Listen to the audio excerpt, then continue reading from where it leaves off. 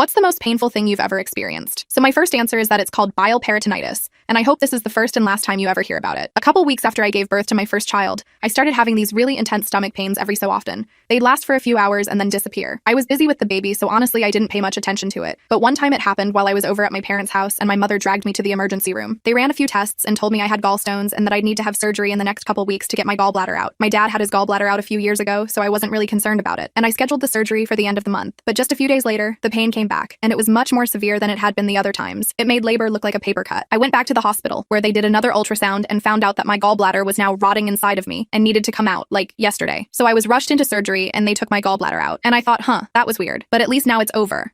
Number after healing really nicely for a few days, I was all of a sudden struck with pain like I cannot even describe. It felt like I was burning alive from the inside. I couldn't speak or move and could only breathe in these shallow little breaths because anything that moved my abdomen was excruciatingly painful. I really thought I was going to die. Back at the hospital, they told me it was probably just a few stones retained in the ducts by my liver, which made no sense to me because it was so much more painful than anything else that had happened before. I kept telling everyone that it was so much worse than it had been, but they kept acting like I was being really dramatic. Then my blood test results came back and showed that I was in liver failure, so they started to take me a little more seriously, but they still said it was probably just some leftover stones. 2 days of unbelievable pain later, they finally went back in to get the stones out and discovered that during the surgery to remove my gallbladder, the surgeon had nicked the common bile duct, which meant that bile was now spilling out of my organs and into my abdomen, literally frying my organs with chemical burns. It's a rare complication of gallbladder removal called bile peritonitis that's fatal about a quarter of the time. The bile had attacked the lining of my organs, and because they took their sweet time getting me into surgery because I was just a silly, overreacting little woman, I developed sepsis and almost died again a few days later. Somehow I made it through alive without any lasting effects. But the reason I said that's only my first answer is that I think the actual most painful thing was not being listened to through all of that. The doctors were constantly acting like I was overreacting and making a big deal out of nothing, when all I wanted was to get better so I could go home to be with my baby. I'll never forget how they just ignored when I was telling them something was wrong time after time.